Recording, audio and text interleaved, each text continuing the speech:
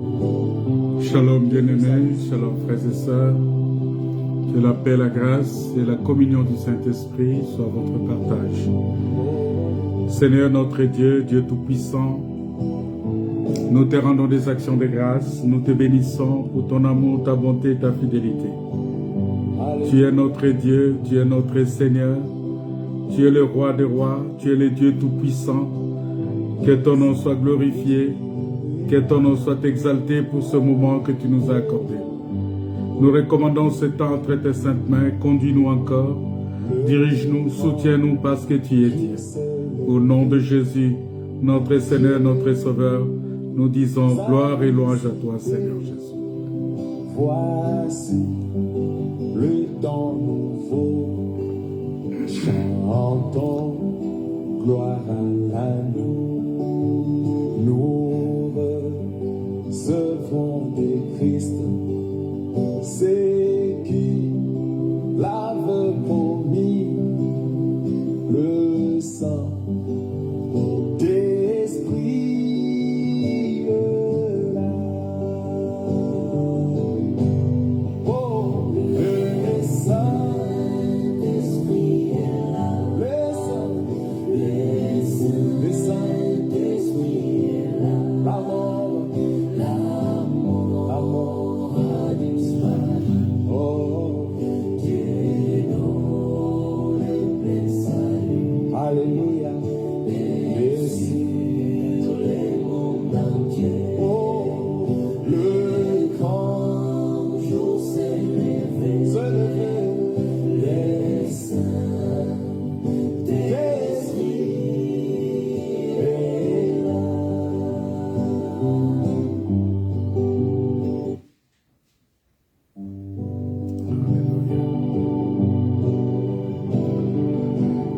Alléluia. Gloire à toi, Seigneur.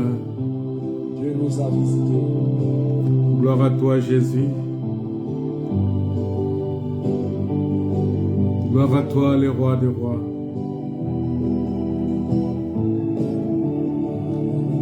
Gloire à toi, le Dieu Tout-Puissant, Alléluia. le Créateur des cieux et de la terre, le Maître de toutes choses.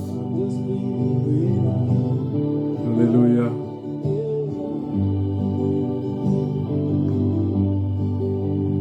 Le grand jour s'est levé. Dieu nous a visités. Voici le temps nouveau. Chantons gloire à l'agneau. Nous recevons des Christ.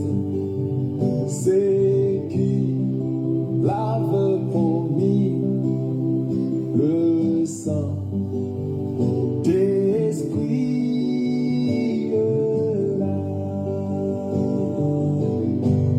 Oh, le Saint-Esprit est là. le Le Saint-Esprit est là.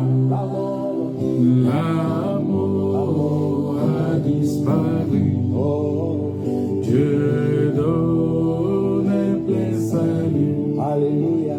Et sur le monde entier, Oh, le grand jour s'est levé.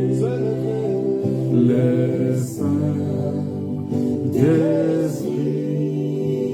est là.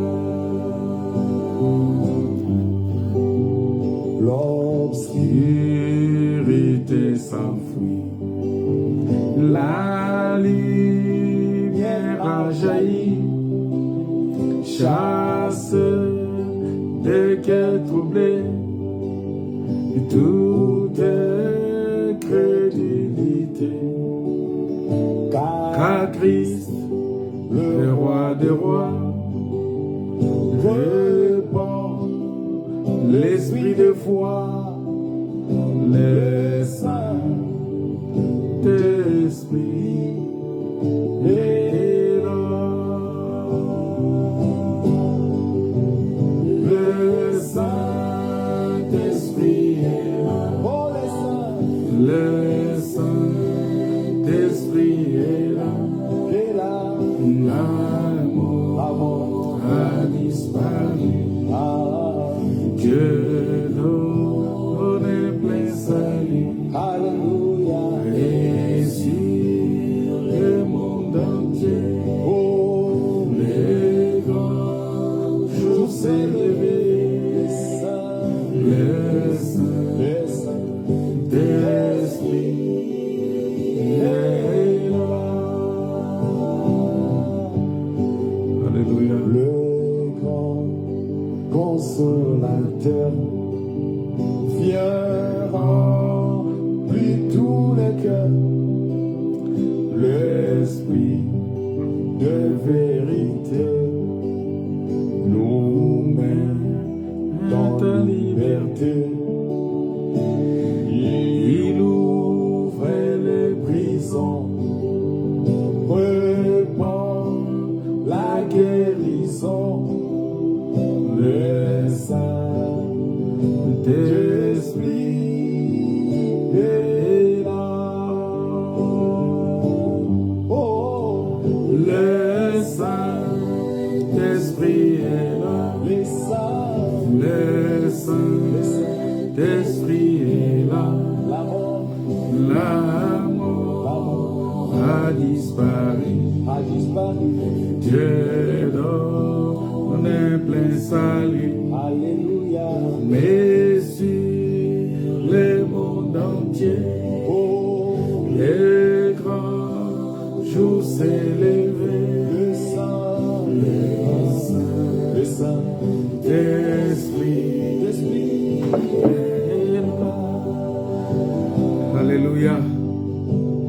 Que Tous les rachetés chantent la liberté.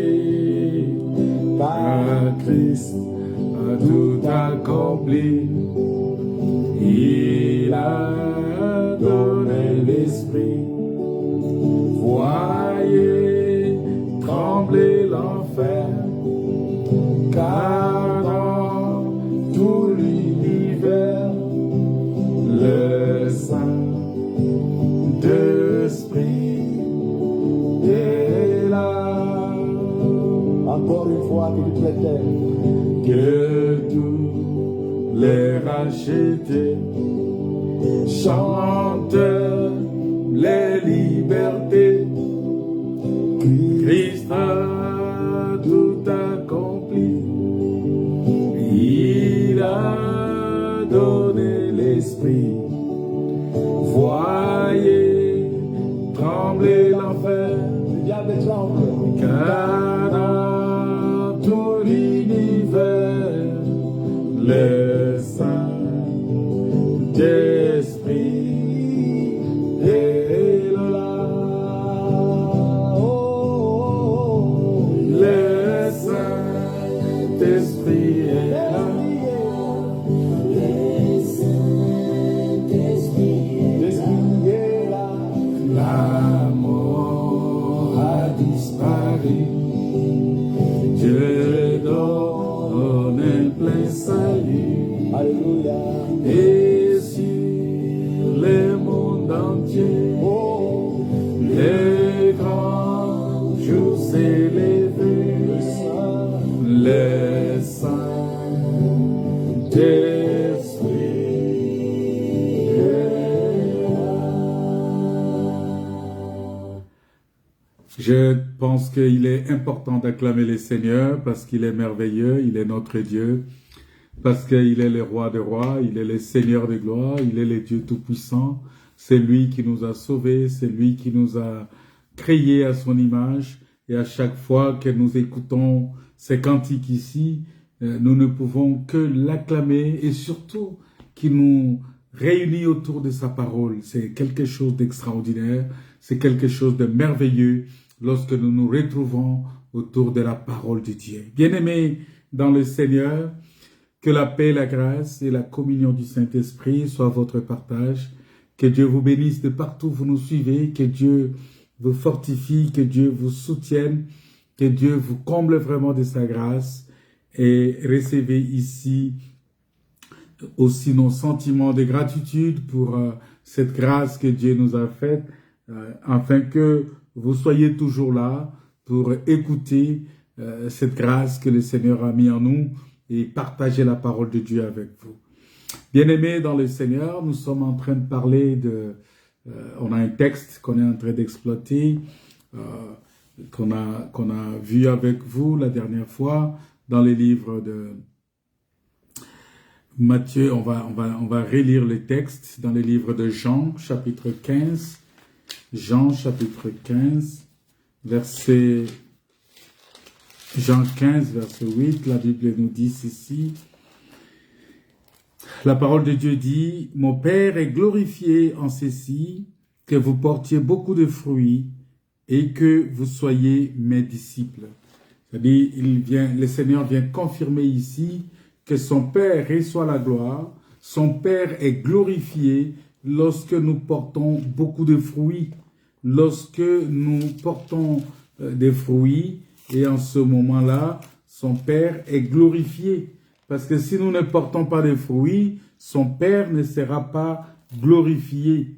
Donc, il dit, si vous portez beaucoup de fruits, c'est ainsi que mon Père sera glorifié et que vous serez mes disciples. Donc, Dieu nous a appelés, justement, nous devons comprendre cela, qu'il nous a appelés pour être ses disciples. Il nous a appelés pour être les disciples de Christ. C'est-à-dire, nous devons le suivre, nous devons apprendre auprès de lui et nous devons être comme lui. Parce que un disciple accompli est comme son maître. Il n'est pas plus grand que son maître, mais il est comme son maître. Vous voyez? Donc, lorsque nous acceptons la parole de Dieu, nous devons devenir ces disciples-là, c'est-à-dire des gens assidus aux pieds de Christ, aux pieds de Jésus, pour recevoir la parole de Dieu, pour recevoir la grâce de Dieu, pour recevoir la puissance de Dieu. Il est très important, bien-aimés. Voilà pourquoi, à chaque fois que nous nous retrouvons comme ça, nous bénissons le Seigneur pour cela. Et nous avons vu avec vous comment on est allé jusqu'à Matthieu chapitre 7, le verset 19, qui nous a dit que tout arbre qui ne porte pas de bons fruits sera coupé et jeté au feu. Donc tout arbre qui ne porte pas de bons fruits sera coupé et sera jeté au feu. Et là, nous avons compris justement que il ne suffit pas seulement de porter des fruits, mais il faut que ce soit aussi des bons fruits. Parce que si ce n'est pas des bons fruits que nous portons, nous serons coupés et nous serons jetés dans le feu. Vous voyez, ça dit qu'on sera jeté aux oubliettes, ça c'est clair. Parce que Dieu, lui, il veut que nous puissions effectivement porter des fruits, mais pas n'importe quel fruit. Parce qu'il y a aussi des mauvais fruits. Voilà pourquoi il a donné la précision ici en disant tout arbre qui ne porte pas de bons fruits. Parce qu'il savait pertinemment bien qu'il existe aussi des mauvais fruits. Les mauvais fruits, ce sont les œuvres de la chair. C'est ça qu'on appelle les mauvais fruits. Et quand quelqu'un porte ces fruits-là, ces mauvais fruits, ce sont les œuvres de la chair.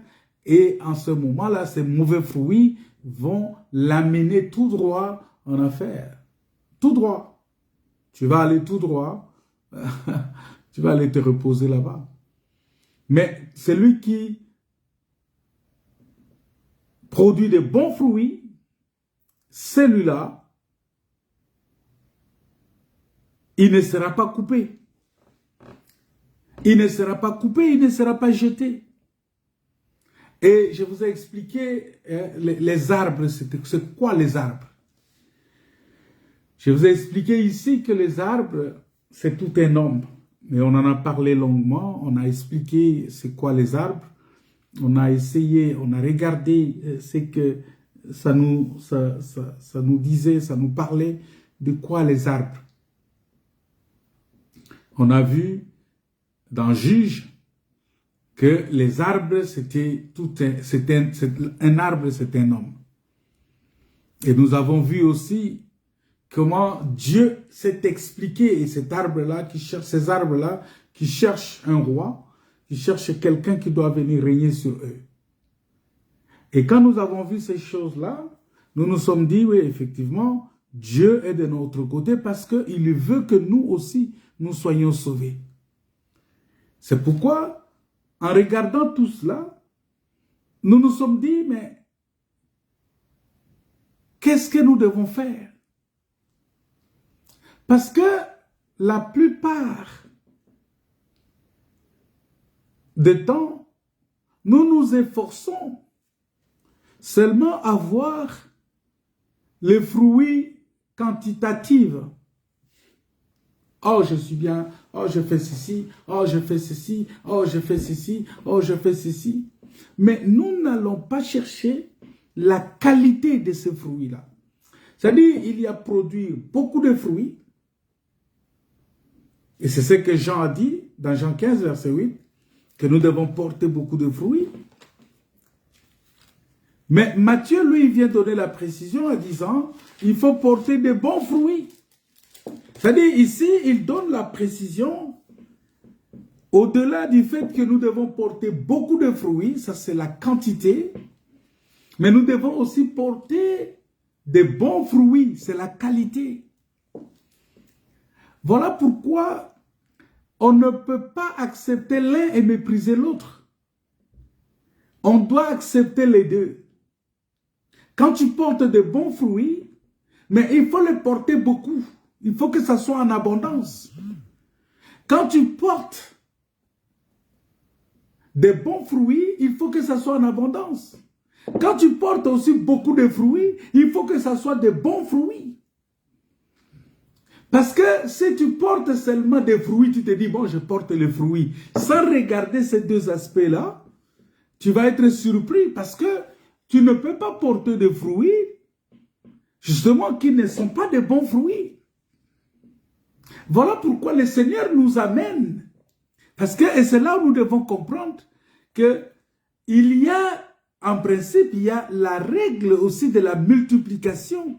Il y a un résultat quantitatif dans la production de fruits, mais il y a aussi le résultat qualitatif. Voilà pourquoi quand nous faisons le résultat quantitatif, nous avons le résultat quantitatif, il faut que nous allions aussi à la recherche des résultats qualitatifs. Réunir les gens, c'est une bonne chose. Réunir une foule, c'est une bonne chose. Réunir beaucoup de gens, c'est une bonne chose. Être populaire, c'est une bonne chose. Une grande assemblée, c'est une bonne chose. On peut être des milliers, on peut être... Mais il faut que dans ces rassemblements, que nous allons rechercher la qualité. Voilà pourquoi en matière de fruits que nous devons produire beaucoup de fruits. Oh, je bénis le Seigneur, parce que vous savez, frères, rassurez-vous, retenez ceci, que nous serons couronnés en fonction de fruits que nous avons produits, des quantités de fruits que nous avons produits. Tu as cru au Seigneur, c'est bien. Mais pose-toi la question depuis que tu es enfant de Dieu. Combien d'âmes que tu as déjà amenées au Seigneur? Combien de personnes que tu as déjà amenées au Seigneur pour qu'eux aussi puissent recevoir la parole de Dieu? Pour qu'eux aussi puissent parvenir au salut? Combien de personnes tu as déjà ramenées au Seigneur? Et quand tu amènes ces personnes-là au Seigneur, est-ce que tu as suivi ces personnes-là jusqu'à ce qu'ils deviennent aussi la qualité? Parce que ce que Dieu veut, bien-aimé, au-delà du fait que nous devons amener les gens au Seigneur, mais il faut que ces gens-là soient aussi de qualité. Pourquoi? Vous comprendrez que dans Actes des Apôtres, le Seigneur dit qu'il ajoutait à l'Église ceux qui étaient sauvés. Donc, on ne peut pas ajouter à l'Église celui qui n'est pas sauvé. Alors, qui est sauvé? C'est celui qui croit. Mais croire, c'est quoi? Croire, c'est accepter de soumettre sa conviction à la parole du Seigneur. Accepter d'être conduit par la parole du Seigneur.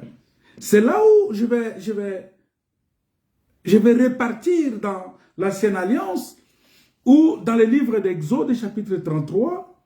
Si nous lisons là-bas, Dieu dit quelque chose de très important. Dieu a parlé avec Moïse, parce que Moïse, il voulait voir Dieu. Moïse voulait voir Dieu. Il voulait voir la face de Dieu. Il voulait justement voir Dieu face à face. Il voulait voir Dieu comme Jacob avait vu Dieu face à face. Parce que on va expliquer tout ça, parce que Jacob a vu Dieu face à face et il est sauvé. Mais ici, Moïse, en voulant voir Dieu, Dieu lui dit ceci. Dans le livre d'Exode, chapitre 33, le verset 19 à 20, il dit, écoutez ce que Dieu dit. Dieu dit, je ferai passer devant toi toute ma bonté et je proclamerai devant toi le nom du Seigneur. Je proclamerai devant toi le nom du Seigneur, Yahweh. Donc, le nom du Seigneur, Yahweh. Je ferai grâce à qui je ferai grâce et j'aurai compassion de qui j'aurai compassion. Écoutez maintenant, il ajouta. Donc, Dieu va ajouter au verset 20, il dit, tu ne pourras pas voir ma face, car l'être humain ne peut me voir et vivre. Il est, personne ne peut me voir et vivre. C'est-à-dire que si tu vois le Seigneur, tu ne peux plus vivre. Si tu vois le Seigneur, tu ne peux plus vivre. C'est là où nous allons maintenant, nous disons que lorsqu'on produit la quantité, il faut aussi regarder la qualité. C'est pourquoi Jean, chapitre 15, verset 8, et Matthieu, chapitre 7, Matthieu, chapitre 7, qu'on a lu avec vous, ces deux textes-là expliquent clairement que Matthieu 7, verset 19, dit qu'il faut porter de bons fruits. Mais Jean dit qu'il faut porter beaucoup de fruits. Vous voyez? C'est-à-dire, et là, quand nous rentrons chez Moïse ici, Moïse dit ceci, Dieu dit ceci à Moïse. Il dit, Moïse, personne ne peut voir ma face et vivre. C'est-à-dire, si tu vois la face de Dieu, tu ne peux plus vivre. Tu dois mourir.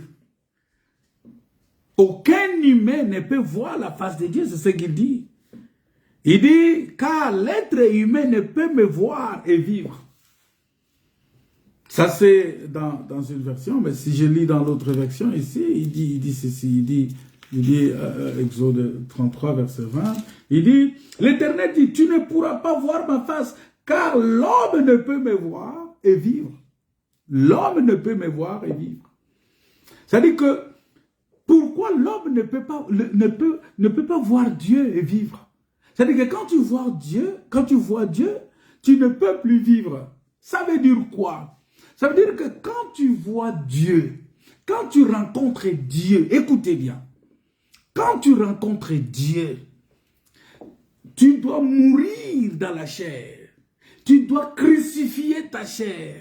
La chair ici doit mourir. C'est là où c'est Paul qui va expliquer ça. Il va dire, si je vis maintenant, ce n'est plus moi qui vis. Parce que je ne vis plus. Moi, j'ai vu Dieu. Paul avait vu le Seigneur. Et puisqu'il a vu le Seigneur, lui ne pouvait plus vivre. Il a vu le Seigneur, il ne pouvait plus vivre. Il est mort. Voilà pourquoi l'apôtre Paul va dire, si je vis maintenant, ce n'est plus moi qui vis, mais c'est Christ qui vit en moi. C'est-à-dire, si je vis maintenant, ce n'est plus moi qui vis, mais c'est Christ qui vit en moi. Parce que moi-même, je suis déjà mort. Moi-même, je suis crucifié avec le Christ, avec le Seigneur. Moi-même, j'ai crucifié ma chair. Moi-même, mon corps ne peut plus vivre. Ma volonté ne peut plus s'exercer. Je ne peux plus faire des choses selon moi-même. Je ne peux plus faire des choses selon ce que je veux. Parce que ma volonté n'existe plus. Je n'ai plus de vie. Oh non, tu vas voir quelqu'un, il va dire, oh mes frères, laissez-nous là, laisse-moi vivre. Il n'y a qu'une seule vie. On n'a qu'une seule vie, laissez-moi vivre. Oui, tu demandes qu'on te laisse vivre, mais toi tu continues à vivre. Mais quand est-ce que Christ va vivre en toi? Parce que si Christ vit en toi, Christ va faire sa volonté à toi. Christ va faire sa volonté à toi. Et ça ne sera plus toi qui va vivre. Ça sera Christ qui va vivre en toi. Ça sera la volonté de Dieu. Vous voyez, c'est là où nous allons maintenant dans la qualité. Le bon fruit, celui qui ne produit pas le bon fruit sera coupé et jeté. Voilà pourquoi si quelqu'un, bien aimé, oh, moi j'ai rencontré le Seigneur. C'est bien, les gens disent ça. Oh, moi j'ai déjà rencontré le Seigneur. Mais tu as rencontré le Seigneur, mais quand on te regarde, on voit que c'est toi-même qui vis. Quelqu'un qui a rencontré le Seigneur, qui a vu le Seigneur face à face, il ne peut plus vivre.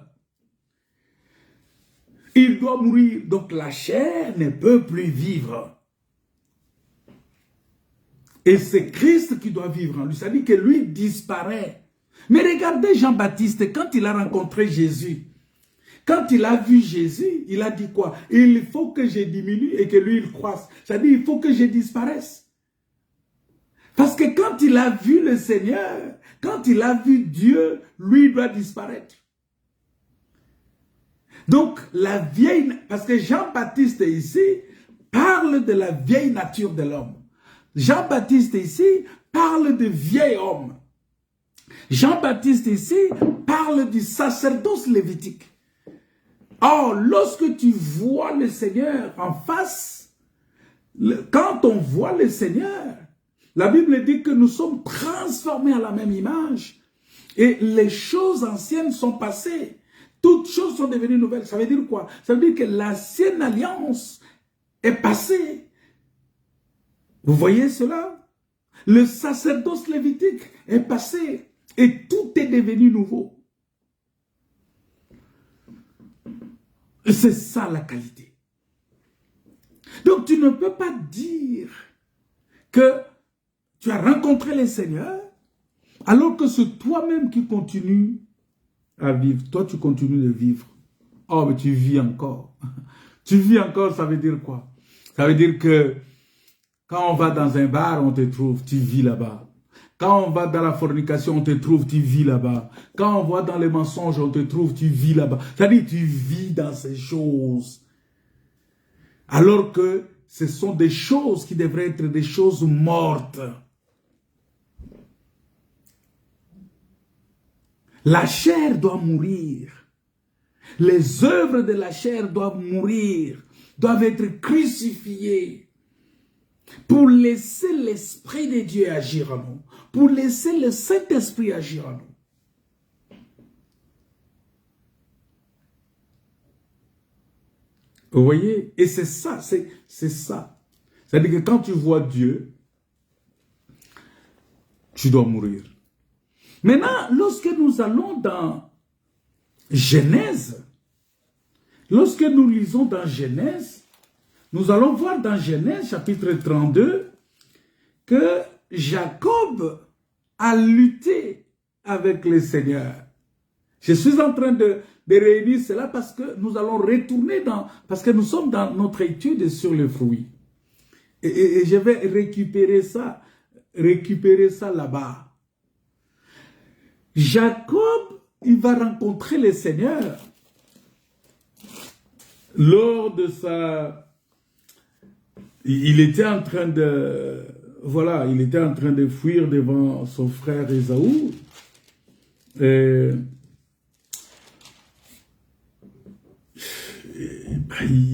Il était en train... Alors, il est allé à un certain moment, il s'est retrouvé seul.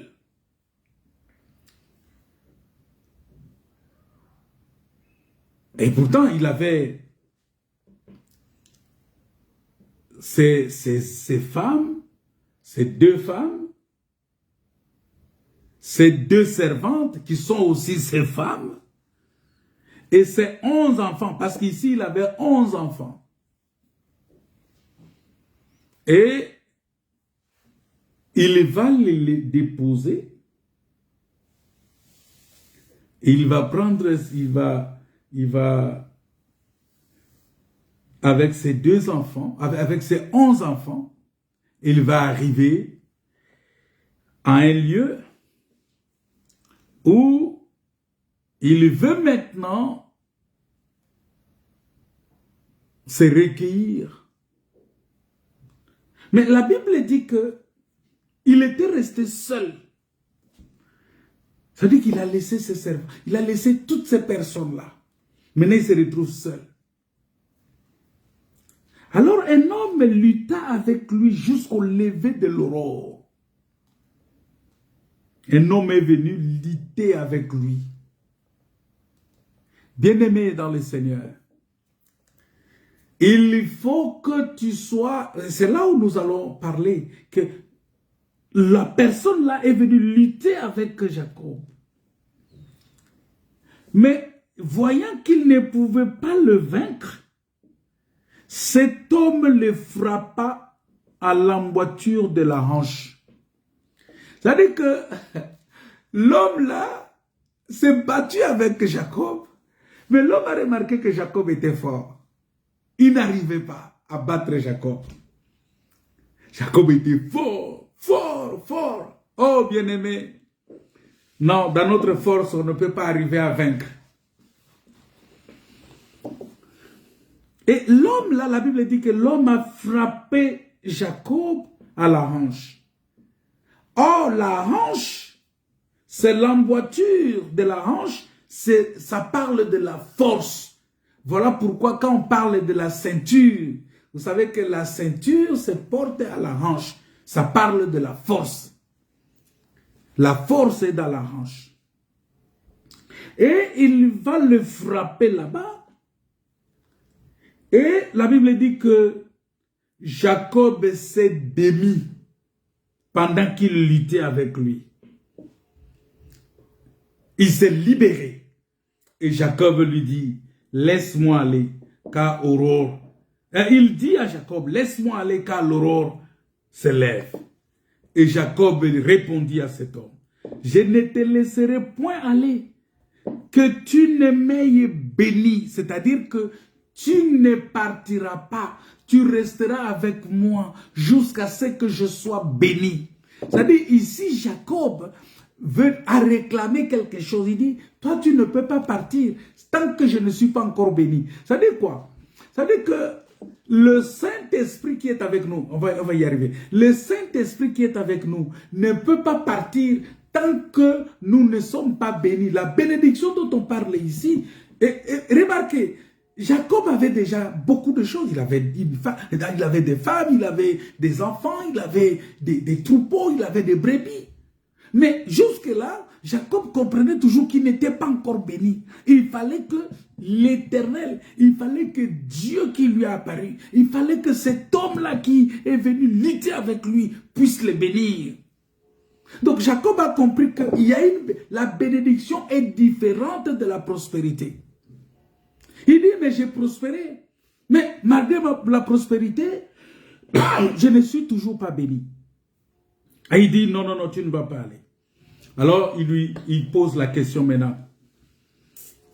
Il pose la question à Jacob. Il dit, bon, Jacob, quel est ton nom?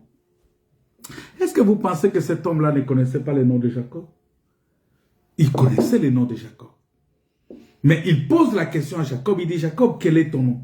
Et Jacob répondit, Jacob. Il dit encore, ton nom ne sera plus Jacob. Il lui enlève le nom de Jacob. Voilà la bénédiction que Jacob entendait.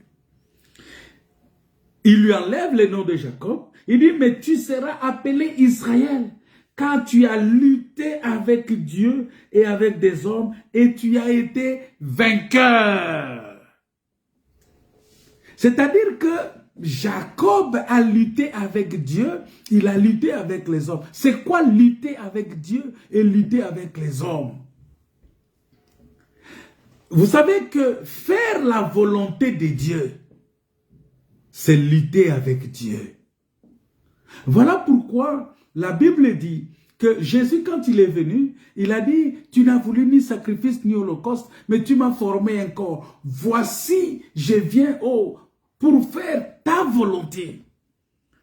C'est-à-dire que c'est tout un combat. Pour faire la volonté de Dieu, il fallait que Jésus puisse supporter le combat. Le combat qu'il a supporté, c'était contre le diable, c'était contre le péché, c'était contre le monde. Il fallait qu'il puisse combattre et vaincre. C'est-à-dire qu'il a vaincu Dieu sur ce terrain-là. Il a vaincu. Il a vaincu aussi les hommes. Parce qu'il n'a pas fait la volonté des hommes. Il n'a pas fait, il devrait faire simplement la volonté.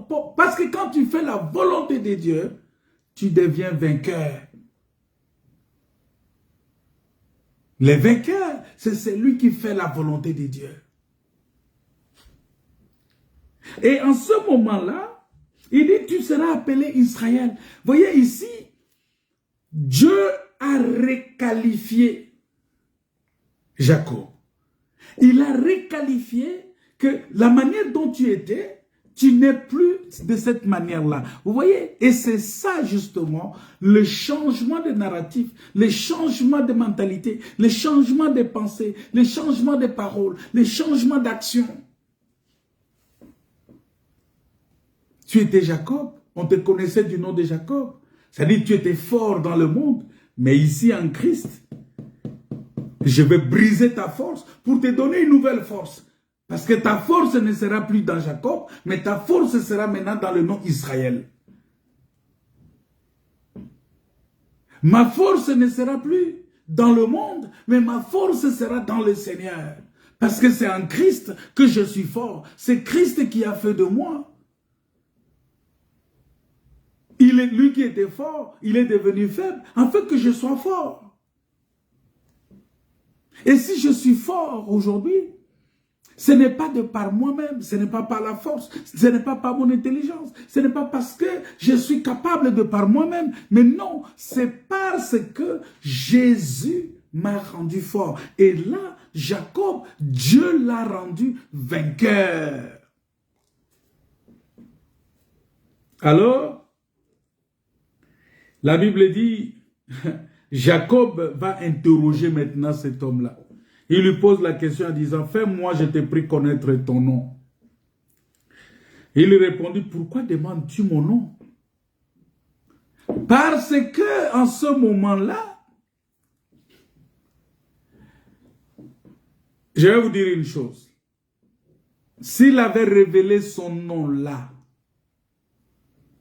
l'histoire allait s'arrêter, l'histoire du salut allait s'arrêter là. Il lui a dit, mais pourquoi demandes-tu mon nom? La Bible dit, il l'a béni là. Il le bénit là. Et quand il l'a béni, la Bible dit que Jacob a appelé le nom de ces lieux Péniel, car dit-il, j'ai vu Dieu face à face et mon âme a été sauvée. Voilà l'explication. C'est-à-dire que là, le Seigneur était venu pour sauver l'âme de Jacob. La bénédiction, la vraie bénédiction, c'est le salut de l'âme. Parce que Jacob avait tout. Il avait l'argent, il avait les bétails, il avait des femmes, il avait tout dans ce monde. Mais son âme n'était pas sauvée. Et il dit, tu ne peux pas partir sans que tu ne me bénisses. Et quand il l'a béni, la Bible dit que l'âme de Jacob est sauvée. La bénédiction, bien-aimé, c'est le salut de l'âme. C'est le salut de ton âme. Or, lorsqu'on va te prêcher le salut de ton âme, c'est lorsqu'on te dit que le fruit qu'on doit produire doit être de bons fruits, c'est-à-dire un fruit qui n'est pas attaché des choses de ce monde, le fruit qui n'est pas le fruit de la chair, qui n'est pas les œuvres de la chair, mais qui est le fruit de l'esprit.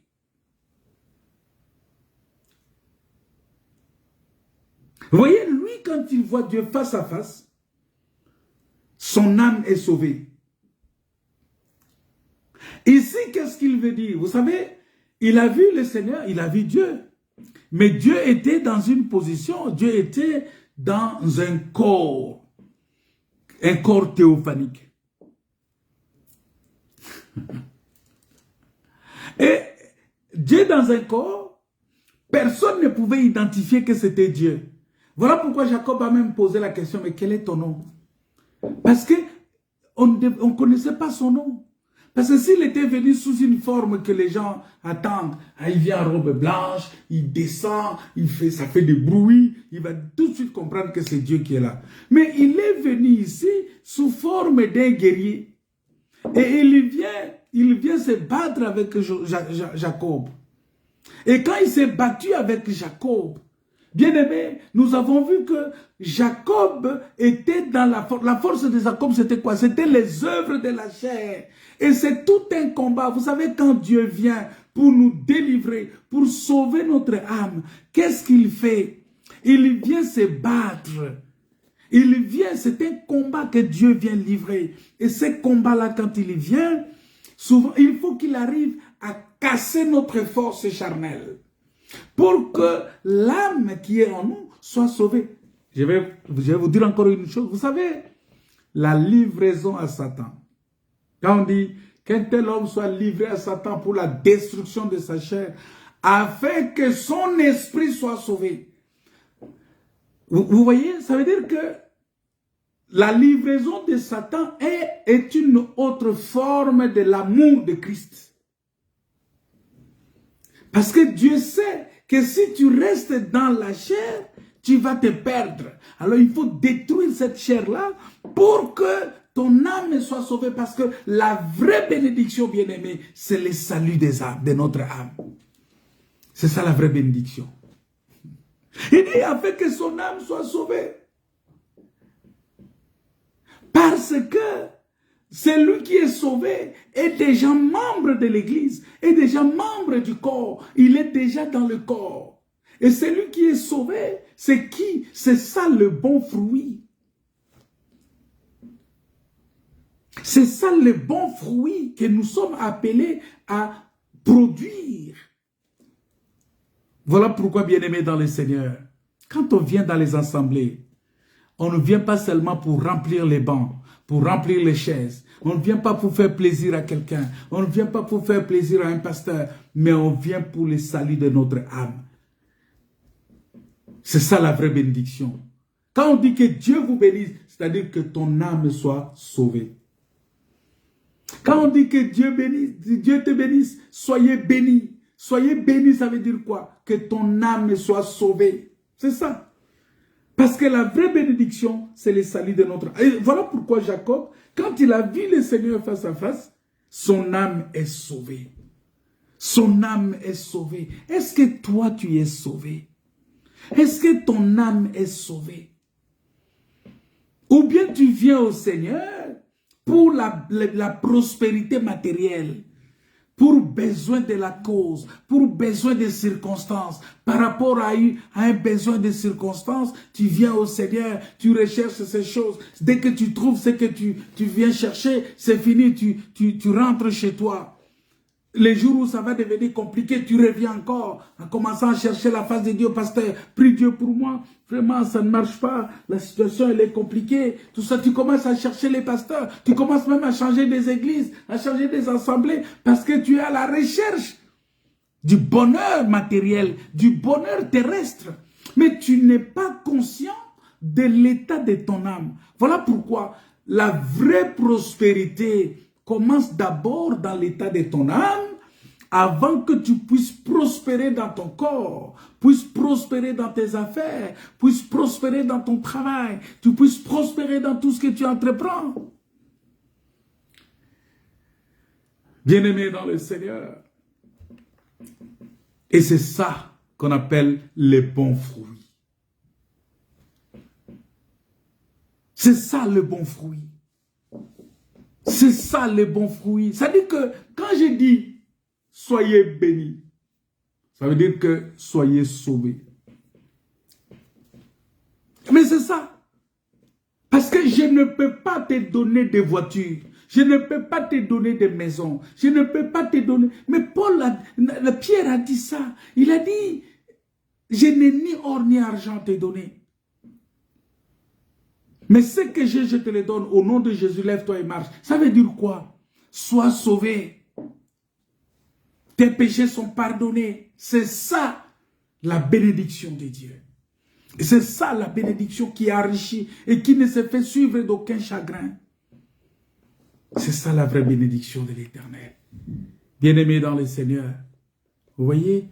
C'est-à-dire, nous voyons maintenant que de ces deux textes-là, Exode 33 et Genèse 32, nous comprenons que quelqu'un qui voit Dieu face à face, son âme doit être sauvée.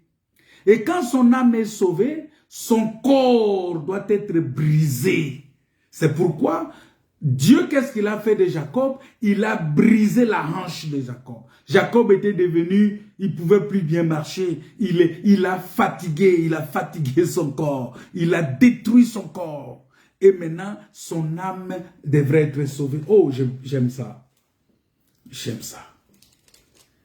Il dit, j'ai vu Dieu face à face et mon âme.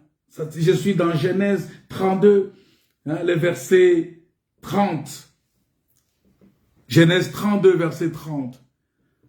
Exode 33, verset 20. Vous voyez, quand tu regardes ces choses, tu te dis, mais c'est ça justement. C'est-à-dire que quand tu vois Dieu face à face, tu ne peux plus vivre. Ce n'est plus toi qui vis, mais c'est Dieu qui doit vivre en toi. Ça veut dire quoi? Ça veut dire que ton âme est sauvée. Et quand ton âme est sauvée, le Saint-Esprit rend témoignage à ton esprit que tu es enfant de Dieu. Et ton corps doit être brisé. Ta chair doit être brisée. Ta force physique, ta force charnelle doit être brisée. Et ta force spirituelle doit maintenant... Voilà pourquoi nous devons... Si nous pouvons être forts, nous devons être forts spirituellement. Quel est ton état d'esprit? Est-ce que tu es fort spirituellement? Oh, pour être fort spirituellement, il faut persévérer dans 4 choses. Persévérer dans l'enseignement des apôtres, dans la lecture de la parole de Dieu, dans les enseignements. C'est-à-dire que quand tu lis la Bible, il faut qu'on te l'explique. Il faut persévérer dans la communion fraternelle. Il faut persévérer dans la fraction du pain. Il faut persévérer dans les prières. Parce que c'est lui qui persévérera jusqu'à la fin. C'est lui qui persévérera jusqu'à la fin. C'est-à-dire celui-là, qu'est-ce qui se passe? Il nourrit bien son âme. Parce que c'est dans la persévérance qu'on nourrit son âme. Dans la persévérance qu'on garantit le salut de son âme. Même si le corps est brisé, même si le corps est affaibli, mais l'âme est sauvée. Voilà pourquoi l'apôtre Paul dit, je traite durement mon corps et je le tiens assujetti. Je le traite durement et je le tiens assujetti. Parce que pour moi, tout ce qu'il y a là de physique, ce n'est pas pour moi un gain. Ce qui est un gain pour moi, la vraie bénédiction que je recherche, c'est le salut de mon âme. Alors, bien-aimés dans le Seigneur, quels sont les fruits que nous sommes appelés à porter et à manifester? Parce que, vous savez, je vous ai dit que on doit produire beaucoup de fruits, mais on doit produire beaucoup de bons fruits. Voilà. Parce qu'aujourd'hui, la plupart des gens considèrent que lorsque il y a une grande assemblée, il y a beaucoup de gens, il y a cet homme-là, ah, mais lui vraiment, il réunit la foule. Hein. Oui, mais il réunit la foule. Est-ce qu'il a le temps, lui, de suivre toute cette foule-là? Vous voyez, je vais vous dire une chose. Vous savez pourquoi Dieu a envoyé la persécution à Jérusalem? Parce que le nombre de disciples croissait. Et c'était devenu difficile, je vais vous expliquer ça.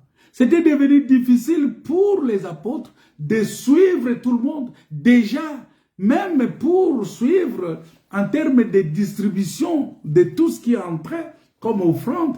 Parce que, je vais vous dire, que tout ce que les gens donnaient à l'église, comme offrande, je ne sais pas comment vous appelez ça, tout ce que les gens apportaient à l'église, ça devrait se redistribuer.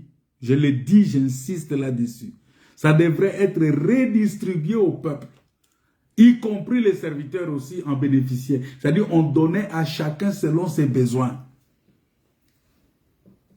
Et l'ouvrier, les gens qui travaillaient là-bas aussi, ils en bénéficiaient.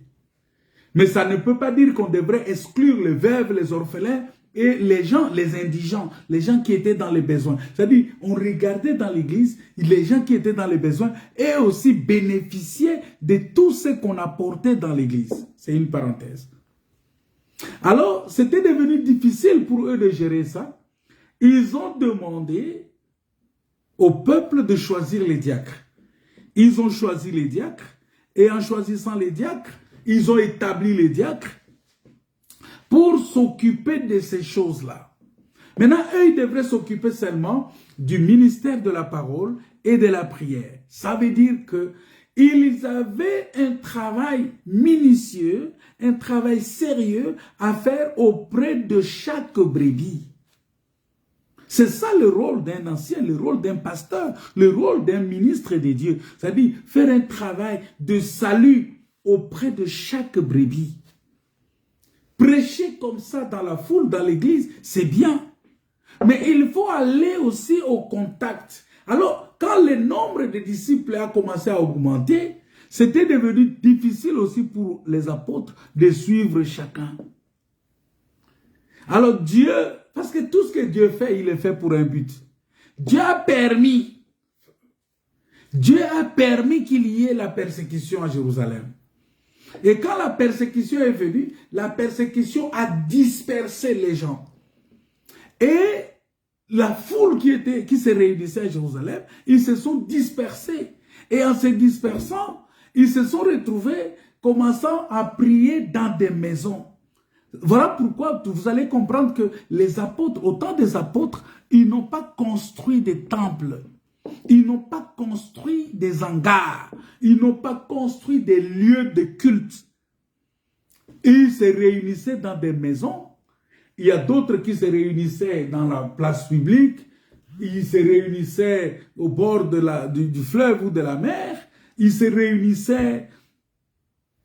Et c'est comme ça que les frères se réunissaient. Et dans chaque maison, c'est pourquoi quand vous lisez Paul, il va dire l'église qui est dans la maison de, l'église qui est dans la maison de tel, l'église qui est, parce que les frères se réunissaient et ils étaient identifiés par rapport à la situation géographique où ils étaient, mais ils se réunissaient dans des maisons de frères. Et lorsqu'ils avaient ils devaient réunir tout le peuple de la ville, ils pouvaient trouver un endroit ou une salle, une chambre haute, ou bien ils pouvaient, parce que Paul entrait aussi dans des synagogues pour enseigner.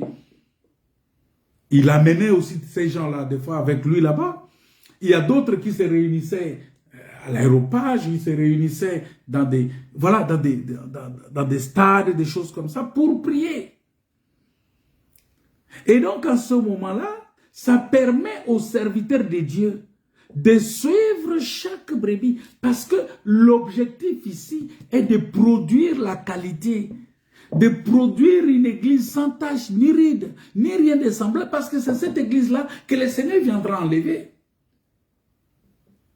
Voilà pourquoi, bien-aimés, vous allez voir que dans une église, Le pasteur, il peut aujourd'hui t'appeler, il peut te demander, mais pourquoi on ne s'est pas vu au culte? Pourquoi? Ce n'est pas parce que quand tu viens au culte, ça lui fait plaisir. Non, ce n'est pas son plaisir.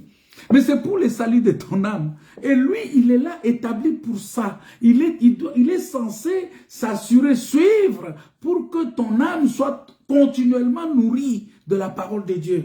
Parce que de la même manière, tu manges chaque jour. De la même manière, ton âme aussi a besoin d'être nourrie. Voilà pourquoi le pasteur a ce rôle-là. Quand il t'appelle, des fois, ce n'est pas pour t'embêter. Ce n'est pas pour te demander l'argent. Ce n'est pas pour te demander, envoie-moi la dîme. Non, c'est pour te dire, est-ce que ton âme a été nourrie? Est-ce que ton âme a reçu la parole de Dieu? Est-ce que tu peux venir dans la communion fraternelle pour qu'on puisse prier ensemble? Vous voyez, c'est ça le rôle d'un pasteur. C'est ça le rôle d'un serviteur de Dieu. Et nous le faisons dans le but justement que tu deviennes la qualité que Dieu viendra prendre. Parce que Dieu ne viendra pas prendre la quantité. Regardez, depuis le temps de Noé, Dieu n'a pas pris la quantité, Dieu a pris la qualité. Au temps de Sodome et Gomorrhe, Dieu n'a pas pris... Dieu n'a pas pris la quantité au temps de Sodome et Gomorrhe. Dieu a pris seulement la qualité. Regardez que même la femme de l'autre est restée. Parce que la femme de l'autre s'était retrouvée dans la quantité, mais pas dans la qualité. Parce que la qualité, c'est quoi? La qualité, c'est l'obéissance à la parole de Dieu. La qualité, c'est la soumission à la parole de Dieu. La qualité, c'est le respect de la doctrine. La qualité, c'est marcher comme les apôtres ont marché. Marcher selon les enseignements des apôtres. C'est ça la qualité. Et donc, le fait simplement que cette femme-là n'a pas obéi à la voix des envoyés, c'est-à-dire qu'elle n'a pas marché selon la doctrine des apôtres. La doctrine a interdit de regarder en arrière. Elle a regardé en arrière, c'est-à-dire elle a violé la doctrine, elle est restée là-bas. Donc, elle est restée dans la foule, dans la qualité, dans la quantité. Elle est restée dans la quantité. Et la qualité a poursuivi son chemin. Parce que Dieu, au-delà du fait qu'il est un Dieu de quantité, mais il est surtout le Dieu de qualité. Voilà pourquoi il dit, si vous ne produisez pas de bons fruits, tout arbre qui ne produit pas de bons fruits, ça dit que même si tu produis des fruits, tu peux produire beaucoup de fruits. Oui, le Seigneur il va dire, ah oui, tu as produit beaucoup de fruits. Mais il vient voir, est-ce que c'est des bons fruits? Si ce n'est pas de bons fruits, tu ne sers à rien. On va te couper, on va te jeter. Ça dit qu'avoir une assemblée où il y a une foule, c'est une bonne chose. Mais est-ce que dans cette foule-là, il y a la qualité? Voilà pourquoi, bien-aimé, il ne faut pas toujours vouloir suivre quelqu'un qui te dit ce que tu aimes entendre, ce qui te plaît. Parce que beaucoup de gens sont comme ça aujourd'hui. Quand quelqu'un lui dit ce que lui n'aime pas entendre, quand quelqu'un lui dit des vérités pour l'aider à se ranger, il écarte d'office cette personne-là, il ne peut plus collaborer avec cette personne. Pour lui, cette personne-là était danger pour lui, parce que la personne lui dit la vérité. Il y a des gens qui n'aiment pas la vérité. Il y a des gens qui n'aiment pas. Ils aiment que, c'est-à-dire que quand il est en train de faire quelque chose, qu'on vient lui dire, non, ben écoutez, mais pourquoi ils t'ont fait ça? Mais ils lui ont fait ça parce qu'il y a quelque chose en lui. Parce qu'il ne faut pas seulement voir la faute de l'autre côté, il faut se regarder aussi soi-même. La Bible dit que chacun se regarde lui-même et qu'il se juge lui-même. Regarde-toi d'abord. Est-ce que ce n'est pas aussi de ta faute ce qui t'arrive? Est-ce que tu n'as aucune responsabilité dans ce qui t'arrive? C'est facile d'accuser les autres comme Adam, la femme que tu m'as donnée. C'est facile de rejeter la responsabilité sur les autres. Oh non, parce que ce qu'il souffre là, c'est à cause de ses parents. Parce que ce sont ses parents qui ont péché. Mais non, mais la Bible dit, si quelqu'un est en Christ, il est une nouvelle créature, les choses anciennes sont passées. Toutes choses sont devenues nouvelles. Pourquoi on doit toujours continuer à regarder dans ces rétroviseurs-là des choses passées? Pourquoi on doit toujours regarder ces rétroviseurs des choses passées? Bien-aimé, quand on est en Christ, on est une nouvelle créature. Les choses anciennes sont passées et toutes choses sont devenues nouvelles. Et c'est ça la vérité que nous devons avoir. C'est ça la vérité que nous devons dispenser. C'est ça la vérité que nous devons partager avec les autres. Qu'est-ce que la parole de Dieu nous dit? Quels sont les fruits que nous devons porter? Que nous sommes appelés à porter et à manifester? Le premier fruit, c'est d'abord des fruits de la repentance. Parce qu'avant d'être régénérés par le Saint-Esprit, la Bible dit que nous étions tous des hommes et des femmes de nature pécheresse. Et on portait en nous les fruits des péchés. Et vous allez voir que Jésus a énuméré certains dans le livre de Marc, chapitre 7, verset 21. Il dit ceci, il dit, car c'est du dedans, c'est du cœur des hommes que sortent les mauvaises pensées. Les mauvaises pensées, les adultères, les impudicités, les meurtres, les vols, les cupidités, les méchancetés, la fraude, le dérèglement, les regards envieux, la calomnie, l'orgueil et la folie. Toutes ces choses mauvaises sortent du dedans et ça suit l'homme. Et quand l'apôtre Paul est venu écrire l'épître aux Romains, la lettre aux Romains, qu'est-ce qu'il dit au sujet de leur vie passée sans Christ? Il dit, car lorsque vous étiez esclaves du péché, vous étiez libres à l'égard de la justice. Quel fruit portiez-vous alors? Vous voyez? Il dit, quel fruit portiez-vous alors? Des fruits dont vous rougissez aujourd'hui. C'est-à-dire que quand tu regardes ces fruits-là, tu rougis aujourd'hui. Car la fin de ces choses, c'est la mort. Vous voyez? C'est-à-dire que quand tu rencontres le Seigneur, c'est la fin de ces choses. C'est-à-dire que la mort de ces choses.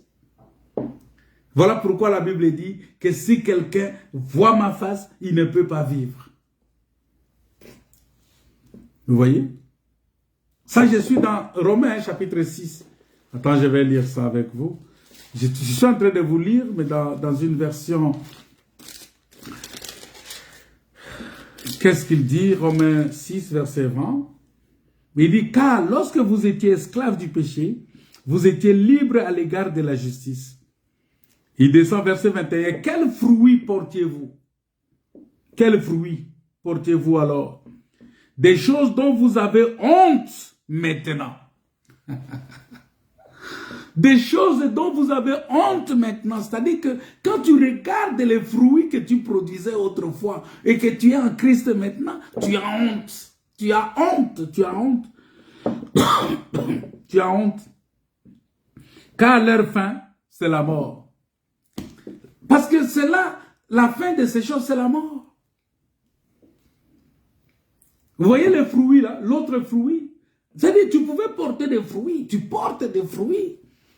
Mais quels fruits tu portais? Ce sont des fruits que maintenant en Christ, quand tu regardes ces fruits que tu portais, quand tu étais sans Christ, tu as honte. Tu as honte. Tu as honte. Ça dit que tu rougis maintenant quand tu regardes ça, tu dis, oh Seigneur, mais pourquoi tu m'as permis toutes ces choses? Mais pourquoi je suis passé par ces choses? Oh Seigneur. Tu as honte. Tu as honte même de parler. Il y a même des gens qui ont honte de parler de leur vie passée. Parce que vraiment, c'est une honte complète. C'est une honte. C'est ainsi, bien-aimé, que les premiers fruits que nous devons porter en venant à Jésus-Christ, ce sont des fruits d'abord de la repentance. En demandant pardon au Seigneur d'avoir vécu dans le péché.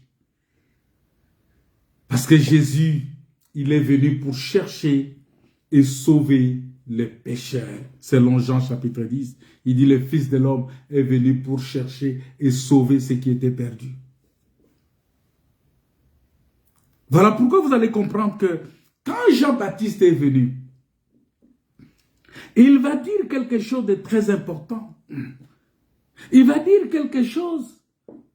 Il va déclarer ceci devant la foule qui venait à lui, qui venait l'écouter. Il dit, produisez donc du fruit digne de la repentance, sans vous camoufler sous un habit religieux et trompeur, sans vous cacher sous un habit religieux et trompeur. Parce que quand vous êtes dans ces habits-là, vous pensez que vous servez le Seigneur alors que vous êtes des trompeurs, vous êtes des menteurs. Dans Matthieu chapitre 3, verset 5 à 9, il dit, comme il voyait beaucoup de pharisiens et de sadducéens venir au baptême, il leur dit, vipères, qui vous a montré comment fuir la colère à venir. Produisez donc un fruit digne du changement radical. Produisez donc du fruit digne du changement radical. C'est-à-dire que les fruits que tu avais produits autrefois, aujourd'hui c'est une honte. Maintenant il faut produire les fruits qui montrent qu'il y a un changement radical. Est-ce qu'on peut constater un changement radical en toi? Que ce que tu étais et ce que tu es aujourd'hui, il y a un changement radical. Ou bien c'est juste la continuité de la même personne. Beaucoup de gens vont dans les assemblées, mais c'est la continuité de la même personne. Tu buvais l'alcool hier, aujourd'hui tu continues à boire l'alcool. Tu étais dans la fornication hier, aujourd'hui tu vas dans les assemblées, tu es toujours dans la fornication. Tu étais menteur hier, calomniateur hier. Tu étais dans les commérages hier. Aujourd'hui, bien que dans l'église, tu as juste changé. C'est comme beaucoup de prophètes aujourd'hui. C'était des nécromanciens, c'était des gens qui faisaient des divinations hier. Aujourd'hui, ils se convertissent, ils viennent avec ce même esprit-là, ils deviennent, et on commence à les appeler des prophètes alors que ce sont des devins. Il y a beaucoup de devins dans les assemblées aujourd'hui. Ils prononcent le nom de Jésus. Mais écoutez, la Bible a dit qu'il y a beaucoup de gens qui diront, Seigneur, Seigneur, nous avons fait ceci en ton nom. Et il leur dira, je ne vous ai jamais connu. Est-ce qu'il y a un changement? C'est ce que la Bible nous dit. Il dit, produisez donc un fruit digne du changement radical. Dans d'autres versions, on dit, produisez du fruit digne de la repentance. La repentance, ça veut dire un changement radical. C'est ça la repentance. Il n'y a pas de négociation là-dedans. Il n'y a pas de négociation là-dedans. C'est le changement radical. Voilà pourquoi nous devons, bien aimés, rester attachés à ces choses. Et c'est également Jean-Baptiste, parce que vous savez, je bénis le Seigneur. Et Jean-Baptiste était venu préparer les cœurs pour recevoir Jésus-Christ, l'agneau de Dieu, qui ôte le péché du monde. C'est-à-dire que quand tu reçois Jésus, lui l'agneau de Dieu, il doit ôter ton péché. Il doit ôter l'incrédulité, parce que le péché dont on parle ici, c'est l'incrédulité. Le péché dont l'agneau doit ôter, que l'agneau doit ôter ici, c'est l'incrédulité. Et quand tu reçois Jésus-Christ, Jésus doit ôter cette incrédulité-là en toi. Il doit ôter l'incrédulité, c'est-à-dire le fait pour toi de douter de la parole de Dieu. Un enfant de Dieu, quand la parole de Dieu parle, quand Dieu parle, il ne peut pas douter. Il ne peut pas dire non, mais c'est dur quand même, ah, c'est fort. Oui, c'est dur, mais il faut. Tu t'inclines. Devant la parole de Dieu, on s'incline. C'est ça l'adoration en fait. Vous cherchez l'adoration. La vraie adoration, c'est s'incliner devant la parole, devant l'enseignement. C'est ça la vraie adoration. Il y a des gens qui ont substitué cela en chant. On chante doucement. Alléluia. Alléluia. Ah, on a adoré le Seigneur aujourd'hui. Le Saint-Esprit est descendu. Qui te dit ça? L'adoration, c'est s'incliner devant la parole. C'est se prosterner devant la parole. C'est ça l'adoration. La parole de Dieu dit ceci. Tu trouves que c'est dur selon la chair, mais selon Dieu, je m'inscris à cause du salut. Parce que à cause de la bénédiction de Dieu, qui est le salut de mon âme, je m'incline. Et tu t'inclines. Tu suis ce que Dieu t'a dit. Tu suis ce que Dieu... Et c'est ça. Ça dit, fais la volonté de Dieu. Bien-aimé, c'est un grand combat. C'est un grand combat. Voilà pourquoi même Jésus, quand il est venu, Jésus a apporté le même message.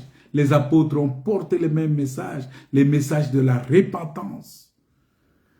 Aujourd'hui, la repentance est moins enseignée dans les églises, dans les assemblées. On enseigne beaucoup plus, on donne beaucoup plus d'enseignements. Et ça, c'est la stratégie du diable, vous savez. Parce que le diable ne veut pas de salut de vos âmes. Et donc, il vient, qu'est-ce qu'il fait? Il entre dans la bouche des prédicateurs. Le diable, il vient, il entre dans la bouche des prédicateurs. Il commence par vous enseigner des choses. Il vient, il fait des miracles d'abord, parce qu'il sait que les gens sont facilement séduits, sont facilement séduits par des miracles. Il fait des miracles, il opère des miracles. Et quand il opère des miracles, il captive votre attention. Maintenant, il commence par vous enseigner la prospérité matérielle. Vous voyez? Il vous enseigne la prospérité matérielle et il ne va pas tenir compte de votre état d'âme. Il ne va pas tenir compte de changement radical qui doit se produire en vous. Vous voyez? Jésus a porté les mêmes. Parce que la Bible dit, il n'y a pas de pardon ni de salut sans la repentance. Retenez ça. Il n'y a pas de salut. Il n'y a pas de pardon sans la repentance, qui est un changement complet, un changement radical, un changement de mentalité, un changement de manière de vivre, un détour, une séparation complète de la vie passée du péché. Il n'y a pas de salut, il n'y a pas de pardon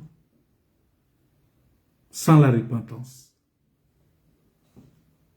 Et cela se voit concrètement parce que, vous savez, c'est ça ce qu'on appelle la mise à mort du vieil arbre. La mise à mort des vieils hommes. La mise à mort de la vieille nature. Sachant que notre vieil homme a été crucifié avec le Seigneur à la croix. A été crucifié avec Christ. C'est pourquoi il est écrit dans le livre de Romains chapitre 6, verset 611. Regardez-vous comme mort au péché et comme vivant pour Dieu en Jésus-Christ. C'est-à-dire que si nous vivons maintenant, c'est en Jésus-Christ. C'est-à-dire nous sommes en Jésus. On ne peut pas vivre en dehors de Jésus. Nous vivons pour Dieu. Vous voyez? Retenez cette phrase-là. On vit pour Dieu, on ne vit pas pour nous-mêmes. Donc je ne vis plus pour moi-même, mais je vis pour Dieu. Et vous savez ce que ça veut dire, vivre pour quelqu'un. Ah, mon frère, je vis vraiment pour mon enfant. Hein. Si je suis là, c'est pour mon enfant. Ça veut dire que tu as sacrifié tout ce que tu pouvais pour toi-même pour l'intérêt de ton enfant. Et c'est ça ce que ça veut dire. Ça veut dire que tu sacrifies tout ce qui était pour toi-même, pour l'intérêt de Dieu, pour l'amour de Dieu, pour la gloire de Dieu. Et c'est très important. C'est très important, bien-aimé. C'est très important. C'est très important. Voilà pourquoi, bien-aimé dans le Seigneur, nous disons que la repentance nous conduit à nous réconcilier avec Dieu, à recevoir son pardon et la vie éternelle.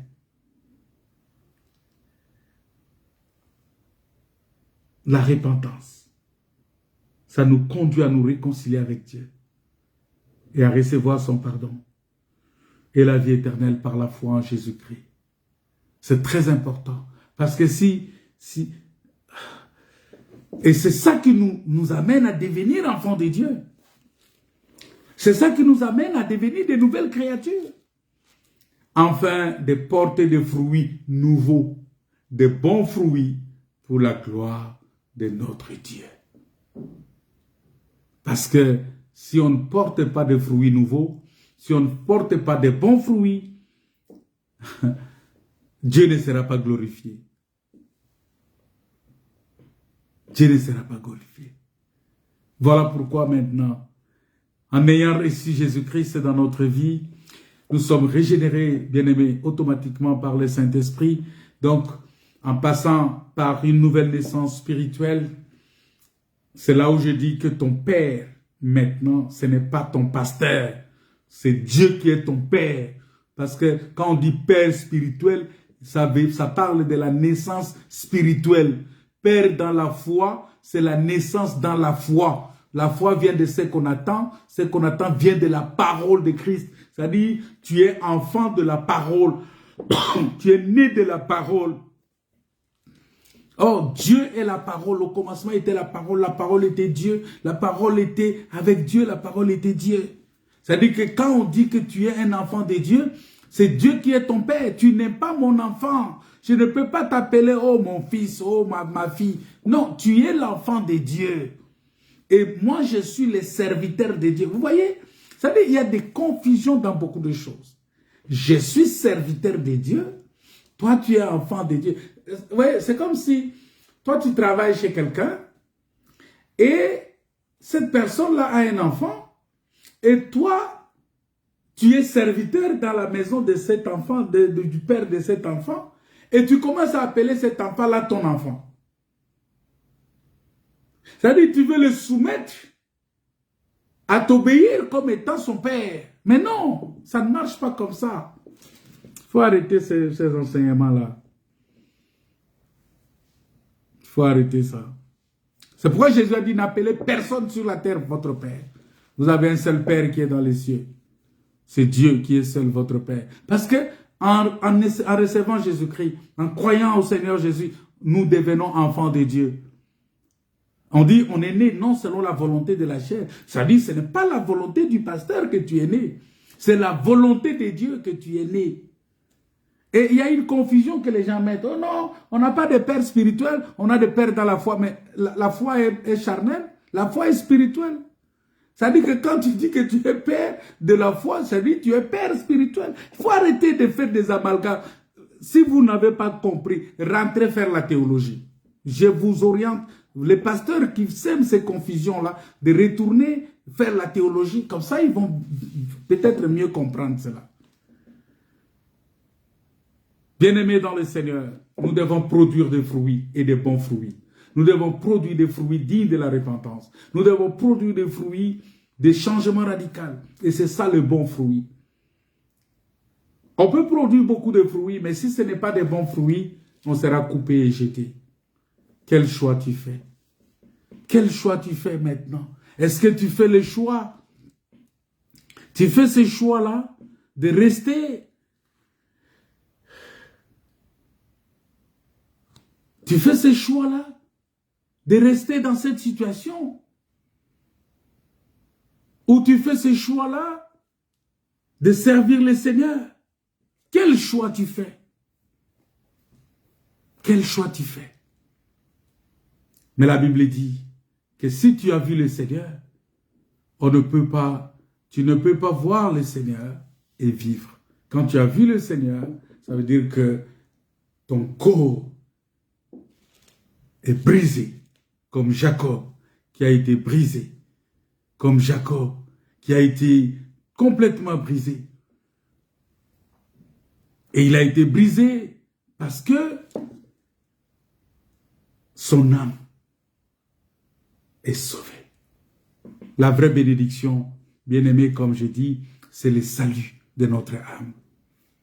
Et si tu as besoin d'être béni, c'est le salut de ton âme. C'est le salut de ton âme.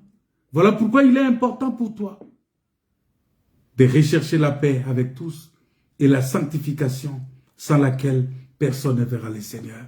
Il est important, nous allons prier le Seigneur maintenant, parce que c'est très important qu'on puisse prier le Seigneur. On va prier le Seigneur. Alléluia.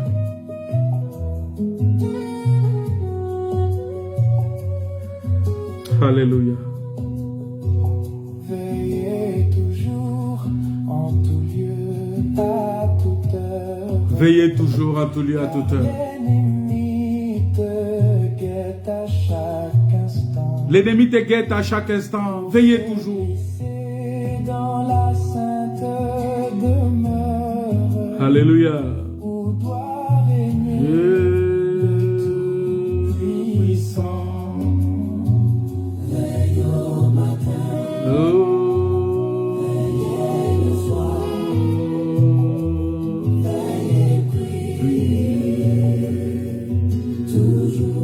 Alléluia, veillez pour toujours. Veillez le matin, veillez le soir, veillez pour toujours. Il est notre Dieu, il est le Seigneur Dieu Tout-Puissant. Que Dieu vous bénisse. Soyez bénis. Ça veut dire que votre âme soit sauvée. Alléluia. Il est notre Dieu. Il est notre Seigneur. Écoutez au ciel. Écoutez au ciel tout ce que tu as. Combien Jésus-Christ est riche en bonté. Et toi, terre des hommes, bétail et des champs. Oh, louez-le car il est bon. Combien il est bon. Combien il est bon. Combien il est bon. Bon, mon Seigneur, mon Dieu, oh, combien il est bon, oh, alléluia, je l'ai loué toujours. Il nous a créés pour la vie éternelle, mais nous avons péché et avons tous perdu, mais dans sa bonté, il s'est décidé de nous ramener à la vie. Combien il est bon, combien il est bon, combien il est bon, oh mon Seigneur. Soyez bénis mes frères et sœurs, soyez bénis, que la grâce de Dieu vous soit accordée en Jésus-Christ. Soyez bénis pour la gloire du Seigneur. Portez de bons fruits, des fruits dignes de la repentance, parce que votre salut, le salut de votre âme en dépend.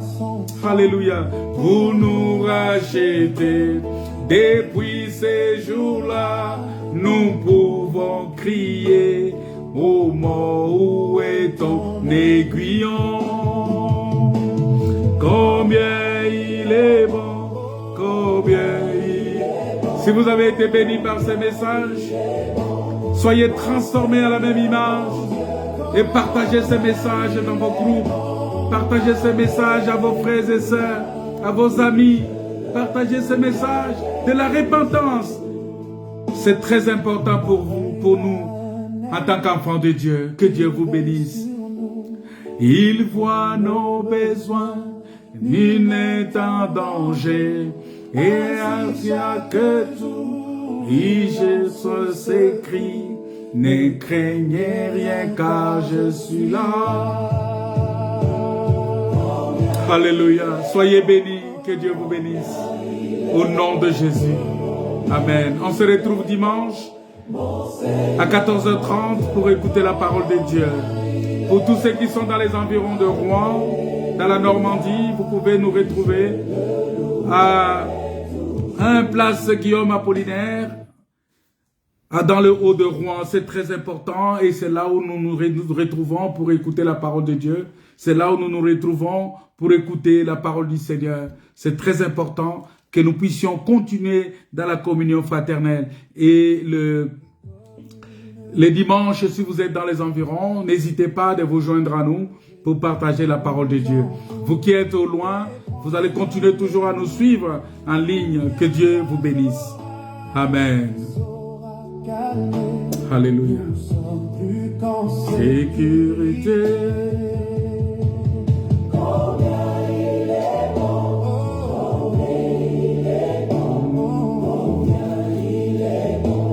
Mon Seigneur, mon